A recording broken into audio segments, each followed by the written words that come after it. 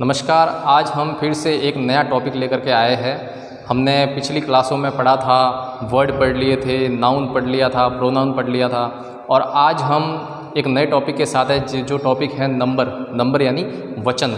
वैसे ये topic noun से रिलेटिव है, लेकिन हमने नाउन के बाद में इसको नहीं लेकर के प्रोनाउन को लिया था, क्योंकि नाउन के बाद प्रोनाउन यदि आप पढ़ोगे तो आपको समझ में व्यवस्थित आएगा। क्यों? क्योंकि नाउन के स्थान पे जो शब्द आते हैं वो प्रोनाउन होते हैं और हमने नाउन के बाद सीधा प्रोनाउन लिया था, इसलिए आपको प्रोनाउन व्यवस्थित समझ में आएंगे।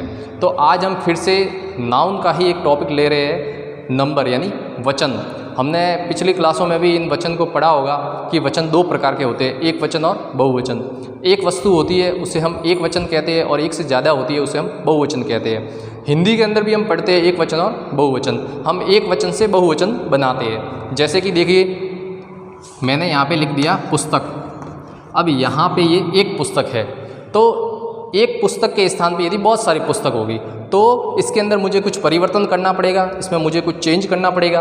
तो देखिए, मैं इसको क्या कर दूंगा, पुस्तक की जगह पे पुस्तकें, यानी कि मैंने यहाँ पे इसके अंदर कुछ परिवर्तन किया है जिसकी वजह से ऐसा लग रहा है कि एक से ज़्यादा है। तो वैसे ही परिवर्तन हमें कुछ करने पड़ेंगे। और भी देखिए, जैसे कि बस, अब ये एक शब्द लिखा हुआ है, अब ये एक बस है, हम पढ़ के बता सकते हैं कि ये एक बस है, लेकिन एक से ज़्यादा हो तो हमें इसमें क्या करना पड़ेगा, हमें इसमें कुछ परिवर्तन करना पड़ेगा। हम इसमें मात्रा लगा देंगे, बसें। और भी देखिए, जैसे कि नदी, अब ये एक नदी है, अब एक से ज़्यादा नदी होगी तो हमें क्या करना पड़ेगा, तो हमें इसके अंदर कुछ ऐड करना पड़ेगा, नदियाँ, जिससे हमें पता चले कि एक से ज़्यादा है। अब आप इनको पढ़ोगे तो आपको पता चल जाएगा कि हम बहुवचन में पढ़ रहे हैं, एक से ज़्यादा है, और इनको पढ़ोगे तो आपको पता चल जाएगा कि हम एक वचन पढ़ रहे हैं। तो इस प्रकार से हम कुछ ऐड करके उसमें एक वचन से बहुवचन में उसको बनाते हैं। तो वैसे ही आज हम इंग्लिश के अंदर भी करेंगे। इंग्लिश के अंदर भी वचन होते हैं, काइंड ऑफ नंबर्स, जिनको हम नंबर्स कहते हैं। तो इंग्लिश के अंदर भी नंबर्स होते हैं। अब वचन के इंग्लिश के अंदर भी दो प्रकार होते हैं। पहला प्रकार होता है सिंगुलर नंबर, यानी एक वचन, जिसे हम कहते हैं वन। कोई भी एक वस्तु है तो उसे हम सिंगुलर कहेंगे। और एक से ज़्यादा होगी तो उसे हम कहते हैं बहुवचन, यानी कि प्लूरल नंबर, यानी कि बहुवचन, मोर देन वन, एक से ज़्यादा। अब देखिए, जैसे हम हिंदी के अंदर कुछ ना कुछ ऐड करके उसको एक से ज़्यादा बना रहे हैं, वैसे के वैसे इंग्लिश के अंदर भी ये रूल लागू होगा कि हम एक से ज़्यादा कैसे बनाएं। तो देखिए, सबसे पहले हम बहुवचन बनाने के लिए उस सिंगुलर नाउन के अंदर एस को ऐड करते हैं। जैसे एस लगाने से बनने वाले प्लूरल। तो देखिए, यहाँ पे है कार। अब ये एक कार है, अब एक से ज़्यादा होगी तो हमें उसमें क्या करना पड़ेगा, कैसे पता चलेगा कि एक से ज़्यादा है, तो हम उसके अंदर पीछे एस ऐड कर देंगे, तो ये हो जाएगा कार्स, यानी कि कारें। अब ये लिखा हुआ है तो आपको पता चल जाएगा कि एक से ज़्यादा है, तो हमने सिंगुलर से प्लूरल बना दिया। जैसे और देखिए, कैट यानी बिल्ली। अब यहाँ पे हमें पता चल रहा है एक बिल्ली है, लेकिन एक से ज़्यादा हो तो हम क्या करेंगे, कैट्स, हमने पीछे एस लगा दिया, यानी बिल्लियाँ, यानी हमने बहुवचन बना दिया इसको। तो इस प्रकार से कप से हो जाएगा कप्स। अब इस कप्स को देखेंगे तो हमें पता चल जाएगा कि एक से ज़्यादा कप है। हम पीछे सिर्फ एस को ऐड कर रहे हैं और इससे हमें पता चल जाएगा कि ये बहुवचन है। बुक, ये एक बुक है। जैसे हमने पुस्तक का पुस्तकें किया था तो वैसे ही हम बुक का बुक्स कर देंगे, हम पीछे एस लगा देंगे, इससे हमें पता चल जाएगा कि पुस्तकें ज़्यादा है। हमारे पास ज़्यादा पुस्तकें होगी तो हम उसे बुक नहीं कहेंगे, हम उसे बुक्स कहेंगे।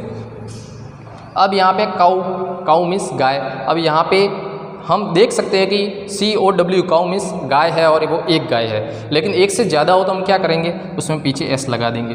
तो इस प्रकार से काउज हो जाएगा, यानी एक से ज़्यादा गाय हो जाएगी। इस प्रकार से हमने इसका बहुवचन बना दिया। तो हम यहाँ पे बहुवचन कैसे बना रहे हैं, हम यहाँ पे पीछे एस ऐड कर रहे हैं और एस को ऐड करके हम एक से ज़्यादा, यानी कि सिंगुलर से प्लूरल बना रहे हैं, एक वचन से बहुवचन बना रहे हैं। तो ऐसे कई और भी शब्द हैं जिनके पीछे हम एस लगा करके बहुवचन बनाते हैं। अब देखिए, हम एस लगा करके बहुवचन बनाते हैं, लेकिन केवल एस लगाने से ही बहुवचन नहीं बन जाता, क्योंकि हम एस उसके पीछे लगा ही नहीं सकते जिसके पीछे ऑलरेडी एस आ चुका है, या फिर कुछ और भी ऐसे वर्ड है, कुछ ऐसे भी और भी है शब्द जिनके पीछे हम एस नहीं लगा सकते। तो ऐसे कौन से शब्द है, तो उनके पीछे हम लगाए क्या, एस के अलावा हम उसमें क्या लगाए कि वो बहुवचन बनाए। तो देखिए, जिसके पीछे ऑलरेडी एस आ चुका है, डबल एस आ चुका है, CH आ चुका है, O आ चुका है, X आ चुका है, तो उनके पीछे हम S लगा के बहुवचन नहीं बना सकते। वैसे अगर मैं आपको बेसिकली बताऊं तो एस लगाने से देखिए यहाँ पे हम स की ध्वनि बना रहे हैं।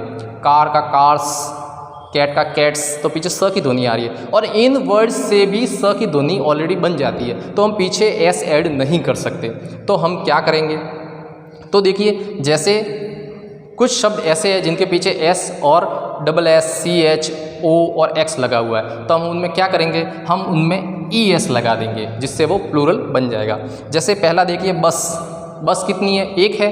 अब बहुवचन बनाने के लिए हम इसमें एस तो ऐड नहीं कर सकते, क्यों, क्योंकि इसके पीछे ऑलरेडी एस आ चुका है, तो हम इसके पीछे ई एस लगाएंगे। तो बस का क्या हो जाएगा, बसेज, यानी कि ये एक से ज़्यादा बसें हैं। उसके बाद में ग्लास, ग्लास यानी एक ग्लास है। अब इसके पीछे देखिए डबल एस आया हुआ है, तो हमको तीसरा एस तो लगा नहीं सकते, तो हम इसमें क्या करेंगे, ई एस लगा देंगे, GLASSES, ग्लासेज हो जाएगा। अब फॉक्स, अब इसके पीछे भी एक्स है, ये भी स की ध्वनि दे रहा है, तो इसके पीछे भी हम एस नहीं लगा सकते, तो हम इसके पीछे भी ई एस लगा देंगे, फॉक्सेज, लोमड़िया। तो इस प्रकार से इनका बहुवचन बन जाता है। उसके बाद में है ब्रश, ब्रश एक है। अब ब्रश से एक से ज़्यादा होंगे तो इसका बहुवचन कैसे बनाएंगे, इसके पीछे भी ई एस लगाना पड़ेगा हमें, BRUSHES। अब ई एस क्यों लगाया, क्योंकि आप वैसे नियम ये है कि CH लगता है, ये सब लगते हैं ना, SSSCHOX, तो ई एस लगाना पड़ता है। तो देखिए SH भी श की ध्वनि देता है, तो इसलिए हम इसके पीछे भी एस नहीं लगा सकते और हम ई एस लगाते हैं। और भी कई ऐसे शब्द हैं जिनके पीछे हम एस या ई एस लगा करके बहुवचन बना सकते हैं, लेकिन और भी ऐसी कई कंडीशन है जिनमें हम ये दोनों भी नहीं लगा सकते, तो वो हम आगे वाले टॉपिक के अंदर पढ़ेंगे। Thank you.